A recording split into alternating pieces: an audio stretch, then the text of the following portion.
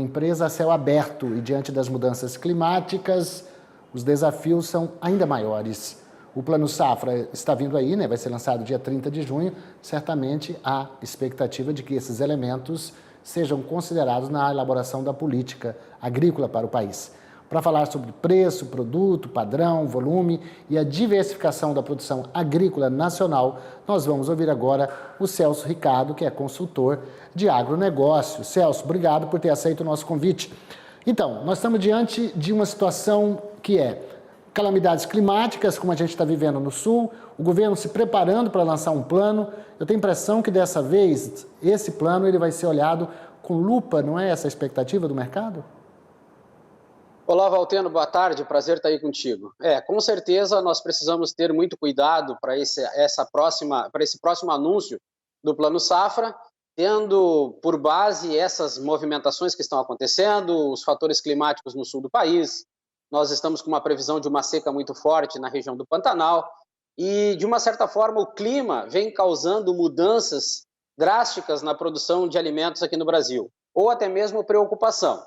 Então, eu acho que à medida que o próprio ministro Haddad falou sobre mecanismos do Plano Safra, ela precisa ser olhada com muito cuidado, com muito estudo, até porque que nós temos fatores, ou elementos que eu considero primordiais para a produção de alimentos, que é água, clima, solo e o próprio produtor rural.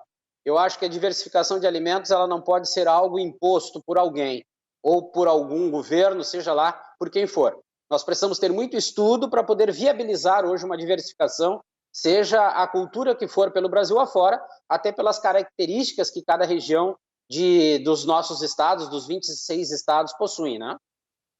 E diante também de uma reforma tributária em andamento, em que há uma cesta básica, e essa cesta básica precisa ser considerada as características regionais, para a gente poder ter isso de uma maneira clara, o governo tem feito iniciativas no sentido de melhorar a qualidade do alimento que é oferecida, e eu acho que nesse aspecto o produtor rural tem feito o seu papel, mas a gente tem que saber exatamente onde plantar, quanto plantar, quando plantar, porque essa questão do zoneamento climático é muito importante para você não gastar dinheiro com atividade que você pode ter perdas no futuro, não só os bancos públicos, mas também os bancos privados.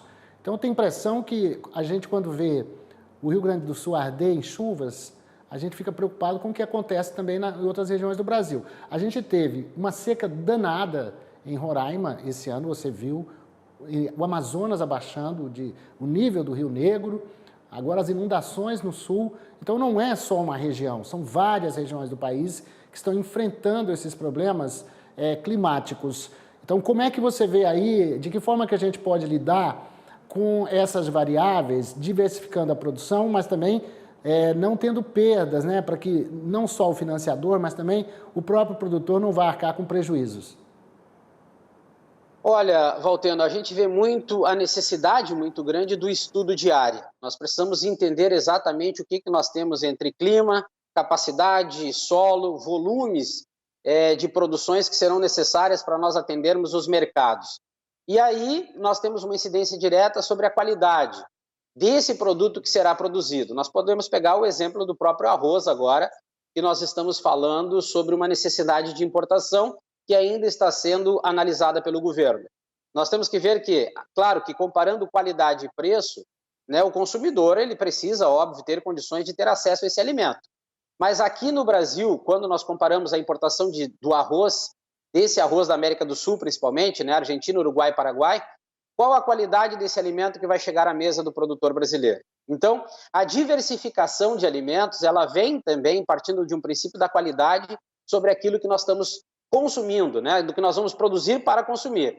E juntamente dessa análise diária, nós temos que buscar a viabilidade econômica, financeira, operacional e comercial, porque nós temos contratos a serem cumpridos na produção e na comercialização de alimentos, e nós não podemos aventurar, mesmo que seja, e eu acredito, esse comentário da diversificação partiu muito da questão emocional, mas nós temos que ter essa análise diária para nós podermos viabilizar os investimentos que serão captados para a produção de alimentos, bem como toda a estrutura interna que vai ser movimentada de equipamentos, implementos, insumos, até de silos e armazéns, caso haja uma diversificação da produção de grãos, principalmente pelo Brasil afora, e também não podemos desconsiderar questões ligadas a rodovias, né, também a portos pelo Brasil afora, que farão toda essa parte de logística, principalmente quando a gente fala também no mercado de exportação.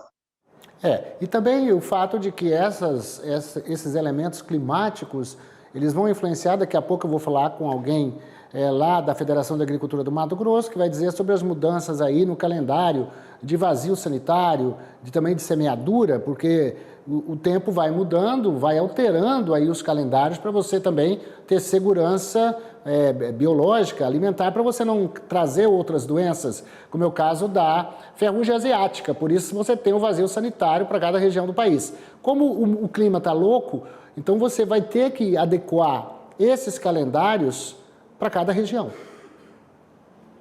Perfeito, perfeito. Essa importação, às vezes, de alimentos e até doenças para as lavouras brasileiras, elas precisam ser consideradas.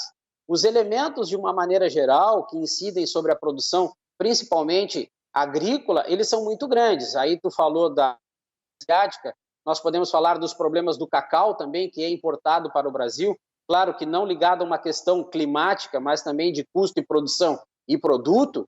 Então, analisar o Brasil de uma maneira geral para que as mudanças tenham um impacto positivo, partindo de um princípio de um Brasil produtor, consumidor, importador e exportador.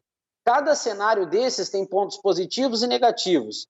E na hora que nós estamos prevendo uma mudança, que eu acho ainda prematura e em curto prazo não é interessante ser feita, com relação aos mecanismos do Plano Safra e a diversificação na produção de alimentos, muito cuidado, muito estudo precisa haver. Nós precisamos unir experiências de todos para que, a partir de uma medida que pode ser necessária, e eu acho que a longo prazo ela é positiva, dali a pouco, somado aos problemas climáticos que nós temos, a catástrofe ainda pode ser muito maior do que nós imaginamos. Por isso que a gente tem uma Embrapa, uma empresa brasileira de pesquisa agropecuária, com pesquisadores de alta competência, tem as universidades agronômicas pelo país afora. Espera-se que o governo e o MAPA tenham essa sensibilidade de fazer essas consultas. E como você disse, essas mudanças não acontecem do dia para a noite, precisam ser programadas com antecedência, com estudo, como você disse, de solo, índices pluviométricos, tem que fazer aí análise bem detalhada dos elementos que compõem a agricultura nacional para a gente poder continuar produzindo como a gente ser líder mundial na produção de alimentos, não só para nós, mas para alimentar parte do mundo, com lucratividade, com segurança, todos esses elementos que compõem a cadeia do agro brasileiro. Eu deixo para você mais um minuto para você fazer as suas considerações finais, Celso. A minha grande preocupação está aí, nós conseguirmos trazer, a partir desse viés técnico e da capacidade técnica que o Brasil tem, a união das forças a partir de um conhecimento prático, né, e de um conhecimento específico. A gente sabe que esses 4 elementos que eu considero importantíssimos, né, que é solo, clima, água e o produtor rural, de maneira geral, vem passando por grandes desafios e mudanças, ou mudanças e desafios, quando nós consideramos as questões climáticas e também desafios para o próprio produtor. A gente sabe que dentro de uma cadeia de valor, o setor primário, ele enfrenta problemas maiores do que o próprio setor secundário, muito por questões climáticas e às vezes também até por opções comerciais. E esse setor primário, a partir de um produtor rural altamente competente, vem passando por problemas grandes também financeiramente, principalmente pela grande representatividade que o custo de produção tem na hora da formação do preço da commodity, e isso traz um impacto para ele de margem de lucro cada vez menor. Somados aos fatores climáticos, chega uma questão de endividamento que preocupa muito. Endividamento, falta de acesso a crédito, e aí nós temos uma série de situações que precisam ser analisadas com calma, com coerência, com muita expertise que no Brasil tem, para que esse problema não se torne ainda mais grave no Brasil e comprometa a produção de alimentos, que nós temos essa capacidade, que eu acredito, de dobrar ainda, mas com muito estudo e com muita técnica, junto principalmente ao setor primário brasileiro. Celso Ricardo, consultor de agronegócio, obrigado pela sua participação aqui no AgroTarde. Eu que agradeço, um abraço e estou à disposição sempre. Boa semana para ti.